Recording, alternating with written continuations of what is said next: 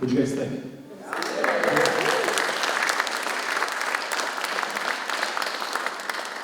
How many of you couldn't wait to like get up like every day, go to the mailbox and couldn't wait? You know, I mean, my folks, they figured things out. You know, it was like, you know, like, oh, there's a fashion catalog. Here you go, and they never knew what was inside of it. So, no.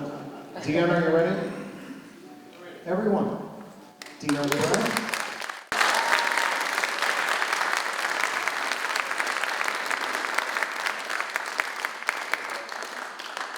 Great that Desperado Film Festival is back for in person, which is a big thrill. And I'm very flattered to be asked to be part of this tonight. I'm a little nervous. Notice that my name was number 3 in the cast. I worked at International from 1985 to 87. And I was just 23. I was just out of college. From ASU, and I didn't know what I was going to do after graduating, so moving was doing something, and I had a friend who lived in San Diego, and so I went to San Diego. It was a great city, and you know, Southern California, there was a beach nearby, and a lot of very attractive men, and I was very friendly, so I mean, who could ask for anything more? I got the job at International Mail, and worked on the telephone sales, and I've got a lot of stories about that. I don't know how many of your questions will dovetail into what I would tell about it. It was a close-knit, they kind of make it sound like it was all one big happy family. It was a great place to work, and everybody was very, very nice, but there was definitely a pecking order. There was, you know, the executives in the art department, and they were all kind of untouchable, and customer service and phone sales were touchable. It was, you know, we were forbidden to go into the retail store and forbidden to go back into the art department unless we had business there. And the store itself, the business, it was like a very unassuming building on Midway Boulevard, across from the Naval Training Facility, and not an attractive part of town. I was so surprised when I went there and I saw this kind of a dumpy building. But the city liked International Mail. There was a comedy club practically right next door, and there would always, I remember going to the comedy club, and one of the comedians, stand-up comics up there, he'd say, yeah, I went to International Mail the other day to buy a necktie, and the clerk insisted on checking my NC. But so it was, they knew that it was, obviously it was a pretty gay outfit there at International Mail, and there were terrific people. I just can't say enough about how many, I still have friends from there. I went to the San Diego Film Festival a couple of weeks ago, and I was able to see some of my friends who I hadn't seen in 35 years. And it was enormously gratifying. It was a very, very special time in my life, and I've got some stories about the phone sales department, but I would like to see if the audience has any questions first. We wanted just to mention, you guys, we've got a microphone over there, and then if you want to stay in your seat and ask, I just want to repeat the question, make sure everybody can hear that. So Kevin, you want to go ahead? Yes, the good-looking one. Very sure. Were all your coworkers jealous that you got all the good singers in the movie? I'm sorry, once again? Were all your coworkers jealous that you got all the good singers in the movie? Well, you should see what ended up on the cutting room floor. The really good stuff. My songs, they completely cut out. Dance numbers. Deon, how did you find out about this job? My roommate had a friend who works there, and he said, hey, my roommate needs a job, and the guy said, like, well, we need somebody in the warehouse to help out with inventory, and so I got my foot in the door, and then they said we need somebody in the phone sales department, and next thing I knew, I had a headset on and sitting in front of a desk taking orders. How many hours do you work? How many hours do you work? I work worked 8 hours a day, and they had different shifts because the phones went 24 hours. And there were, there was a skeleton crew at night. But there was like during the day, and I worked from 8 to 5, I guess, 9 to 5. And it was probably about maybe 10 people who, took the phones, and they would go in order as long as, what calls came in. They encouraged us to develop a clientele. I would tell people, my name's Deon, and if you ever want to place another order, please feel free to ask for me. And I had a little file box, like the men had the little notebook, because I had a little file box with my customers' names and their sizes, and a little tidbit about them, and what they did for a living or something, so I would have a better connection with them. And so. We can bring the microphone to you guys if you want. Anyone else got a question? Did they come in huge sizes?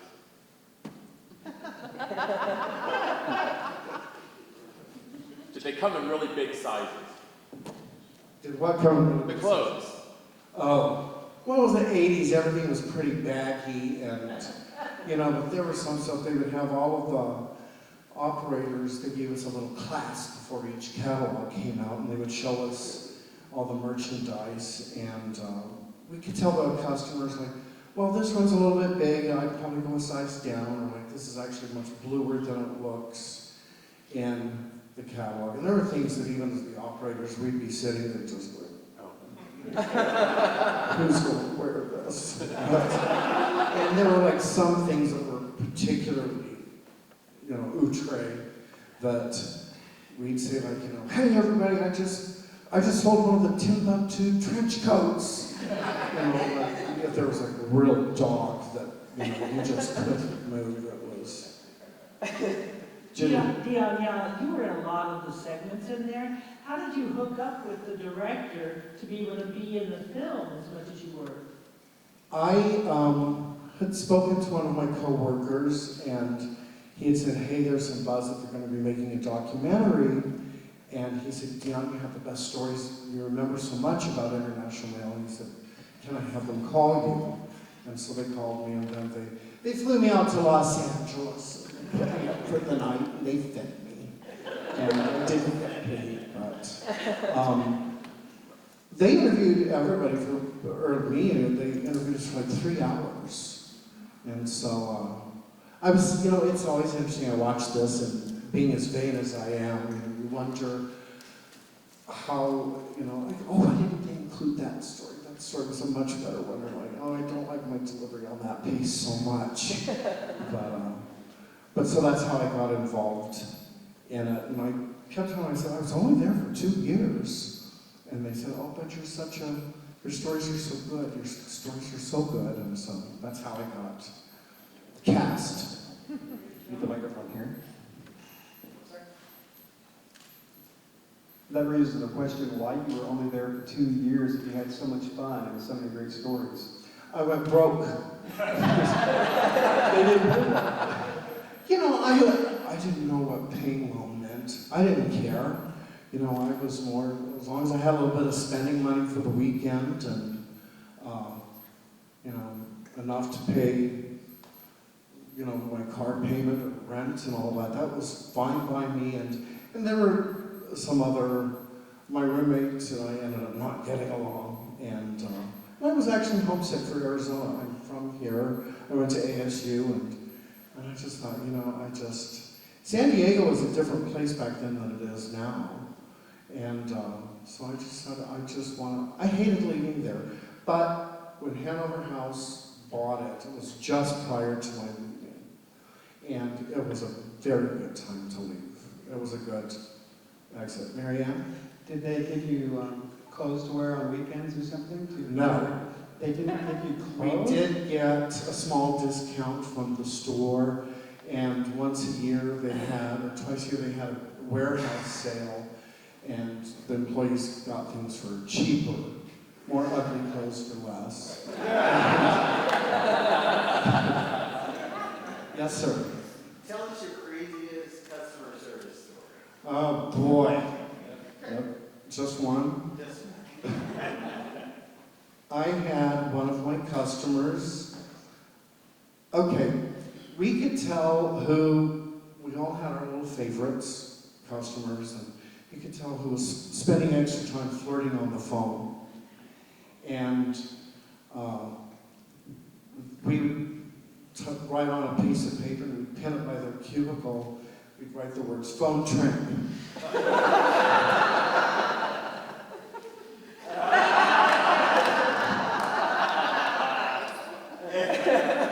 I had one of my, it's a good thing my parents are dead, my mother was died. One of my customers was an attorney in New York, and he flew me out for 5 days or something like that. And, you know, it wasn't to discuss my will or estate plan. He flew me out on his People's Express, so he was a cheapskate. But, so yeah, I met several of my customers. Some of them I just, you know, was like, hi, how do you do? Nice to meet you. And others, I knew a little bit better. I was very friendly. I know that went to Chicago to see one guy just before I left to go there. He said, I'm so nervous, I'm breaking out in hives. I said, well, I just bought that plane ticket, I'm coming in anyway. I had one customer come out, he was somewhere in the Midwest, very nice guy. We had spent some time flirting, and there just was not a lot of connection. I took him out one night, he met one of my friends, and he said, would you mind if I spent the rest of my vacation with your friend? Absolutely. So everybody was happy. Oh, and one of my, this is a really good one. One of my customers was an attorney in Los Angeles, and very nice, professional, married with children in the closet, and I dealt with him a couple times. He was never fresh on the phone, and but he called me one day and he said, I would like to meet you for lunch this weekend. I'm like, okay, and he said, let's meet in Laguna. I said, all right. And so he took me to a very nice, and he said, I will pay you $75 to have lunch with me. I said, that's not necessary. He was a very nice man. He said, no, I insist. Takes me to a very nice restaurant on the seashore, a very expensive restaurant. Had a very nice lunch, and he paid the bill, and we walked out to the parking lot, and he shook my hand and palmed $75. In today's money, I looked it up, $75 is $202. I needed to pay my car insurance. And I said, oh, no. He said, well, it's what we agreed upon. I said, okay, thank you. I think he was disappointed that I did not look like anyone in the catalog. Frankly, I think that's why he didn't make a move. Eric? Well, I just wondered if you had met any of the models. No, they made sure that they kept us. Robert Gould, who was in it, he was one of my favorites, and I remember seeing him walk down the hallway, and I was just like, oh my God, there he is. But I did not. And usually I met the models on they rarely came into the headquarters or anything, so no. I did get to meet Robert Gould, though. He had finished taping just before I went in, so I have a selfie with him, and I told him, I said, oh my gosh, you were always my favorite. I totally fangirled. But while I was there, no, they did not. I never got to meet any, sadly. Any other questions? How come you guys never shipped to Canada? I tried to get your stuff when I was in high school, and you guys were never ship up there. Deon, shipping to Canada, why not?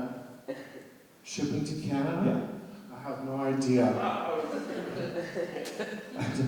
I remember I would get customers, things would get on back order. I remember this one lady calling, and it was just like a comedy skit, because she's like, my name is Mrs. Harriet Applebaum.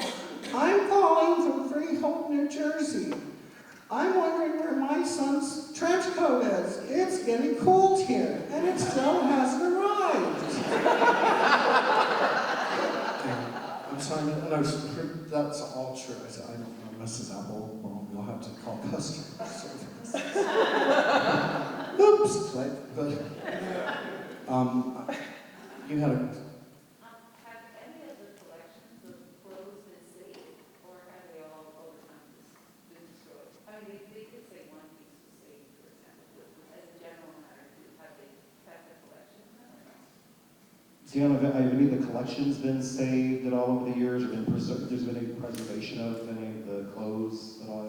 Oh, I don't think any of the clothes. I mean, a few. Ted has his. Well, you got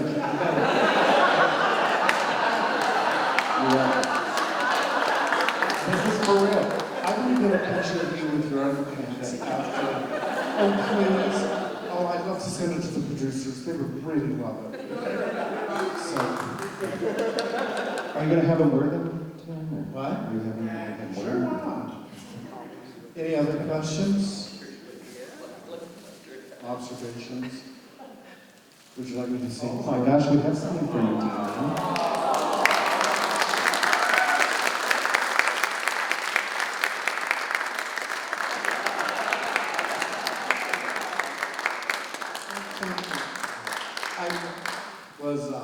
I'd like to, do I have a couple more minutes perhaps? Or Go for it.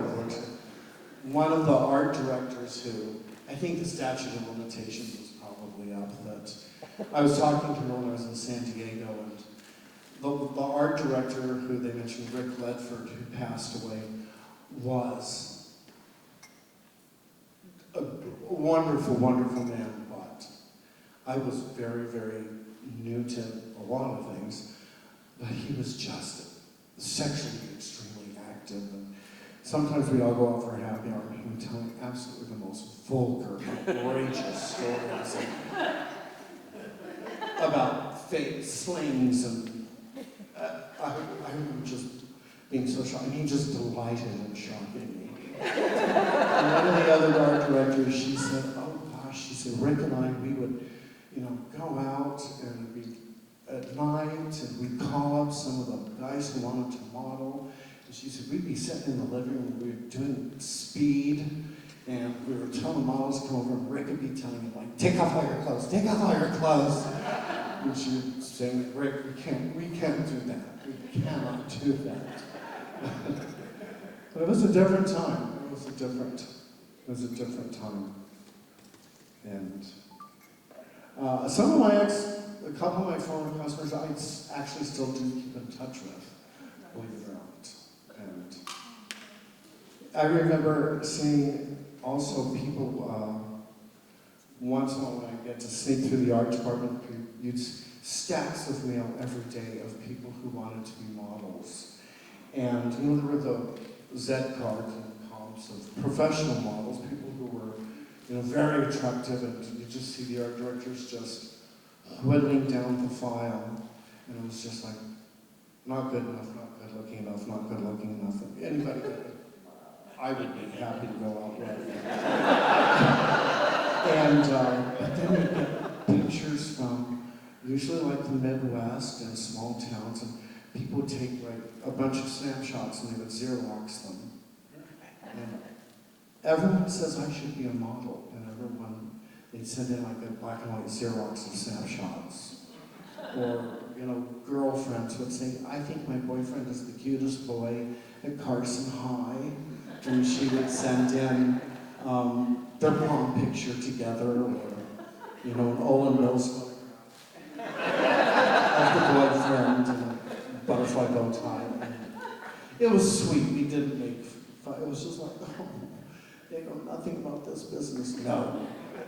Did you ever get harassing phone calls? Somebody sent in a picture of their hand, and they said, I'd like to be a hand model. And I was like, no, we don't really have a lot of call for just hand models. So I remember when I was in San Diego, I would tell people, I'd meet people going out, and they'd, in small talk, they'd say, oh, what do you do? I'd say, I work for International Mail. And they'd say, oh, really? Oh, cool. What do you do there? I'd say, I'm a model.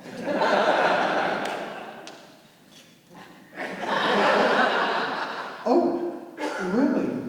That's fascinating. I said, yes, it is. Oh, I said, well, I know what you're thinking. I said, you don't recognize my face because I only modeled the underwear. You've only seen the picture.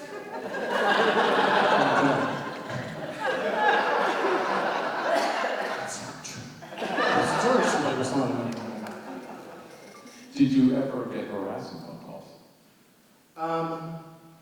There were a few, I remember, every once in a while there'd be somebody, they mentioned it in, but an angry person would call me like, how the hell did you get my address? I got this goddamn magazine in the mail, and I have a 12-year-old daughter, and I don't need this kind of shit, and blah, blah, blah. Or people would cut it up into little tiny pieces and mail it back to the company. We had well, they weren't customers, we had callers that were regular perverts. And we all knew who the regulars were. And there was a man who would call from Tampa, Florida. And they always taught us the first thing you do is you qualify the sale, you get their credit card number. Well, just a minute, because I have a couple of questions. All right. I'm interested in that shirt on page 32. Okay, well, it fits like this, it's 100% cotton, it's a little bit, it's not as red as it looks in the picture. Okay, well, what about the pants? Well, the pants have treble pleats, and they're like this and they're like that. What kind of underwear would I buy with that? Well, we have a nice selection. Do you prefer, boxers or briefs? Well, I'm shaking my head and I have a problem. Well, sir, you can trust me, I'm a professional. I'm extremely well endowed. Okay. But there's the man from Tampa, Florida, however, he would always call and want to talk about the football shorts. And I was like, we've got the guy from Tampa wants to talk about the football shorts again. Everybody had a man from Tampa at one point. I remember I had one customer call, and there was like this very skimped Greek bikini. And this man called and he said, oh wow, he said, I love this. I bought one in blue and I want to get one in every color. Okay, sir, and he said, I wear this to the gym and it drives the guys crazy in the locker room. Glad to hear it. He said, he paused, he says, that's not true. I said, excuse me? He said, no, that's true. He said, I weigh 300 pounds and nobody will look at me. And he said, I don't know what to do. You would get people who would tell you, give you these confessions about their lives. And I don't know, I told him, I said, well, there's someone for everyone out there. It was really heartbreaking that he was calling them just to hear somebody, a gay man who he could talk to and fantasize. And he wasn't asking me saying anything dirty, but I think about him every once in a while and wonder what happened. There was one man who told me, he was a straight customer, but we had a relationship going, and he had told me that he'd had an incestuous relationship with his mother as a teen. He didn't just blurt that out on the phone like, hi Deon, how are you? Did you know I had an incestuous relationship? And people would tell, it's interesting how, what the phone does, and people would ask me, oh, are you on the beach? I'd say, well, yes, I am. And they'd say, oh, do you see any movie stars? I'd say, I see movie stars here all the time. They were generally porn stars, the myth of Southern California was very real, especially these people calling from these small towns in America. It was very interesting, and there were some really, really nice people. There were some really fantastic people. It was a great experience. It was, the writer of the film, he said that when he wrote it, he said, for a long time, he said, you were the last scene of the movie. I said, what's that? He said, you said, I've had some really great jobs in my life, and I've had some really lousy jobs, but this job was the most fun ever. And it was a great and very special time in my life. I'll say finally that I wish that they would have emphasized in the documentary that Mr. Burkhardt, how much money he gave to charity.